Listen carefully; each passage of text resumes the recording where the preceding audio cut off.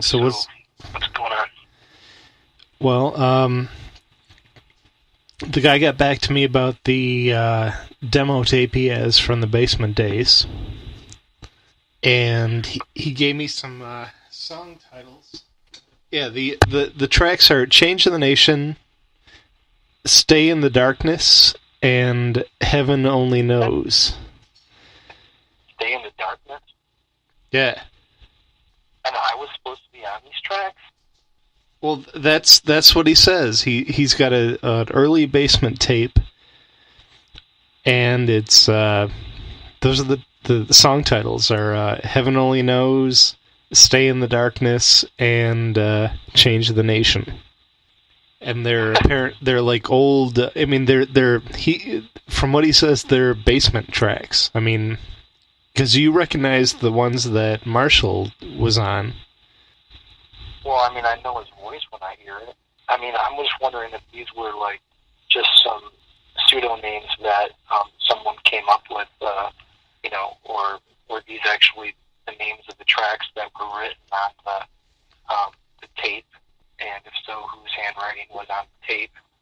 Because I don't remember writing any songs with those titles or participating in any songs with those titles. Okay. But, I mean, you recognize the ones that, like last time we talked, I gave you the ones that you said that those were the ones that Marshall did, like Smoke Crack on the Mic. Yeah, I mean, that was a sucker and rhyme. And then, like, Don't Chew With Your Mouth Full. Yeah, I mean, that was, I think that was a written one that Marshall did. That was his track. Well, I mean, those are the ones that he says he has. And he's not really interested in sharing those songs. I mean, he doesn't want to put them online. He wants to just keep the tape he has, and I'm guessing that he wants to try and sell it at some point, and try to get, like, a good amount of money for it. But my thought, as a music enthusiast, is just like the actual songs are not that important. It's the history behind the item. I mean, if you have a rare original that's valuable. Yeah, I don't have any of that kind of stuff. Well, but I mean, those songs. Do you still have those songs? 'Cause you copied all that stuff, or at least made digital versions of it. Yeah, and I gave it to Butter, and Butter said that he gave it to Marshall, but but then I don't even remember. I might have just been like so out of it at the time that I didn't really understand what was going on, because I don't know if he ever received copies of it or not, and that's always been my concern, is that, like, because I noticed that I had extra copies here, and I was like, well, maybe it's just, I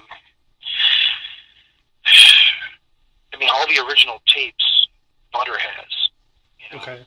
I mean, I'm just saying that, all the people who were involved in the original material are still out there, and it seems like everyone's got a different feeling about how to be involved with it. It's like you got a lot of talents out there, people who have made some great stuff and aren't really communicating. Yeah. I don't know, like, what's going on with it's just my concern is just been whether or not Marshall ever got the copies of the stuff. Right.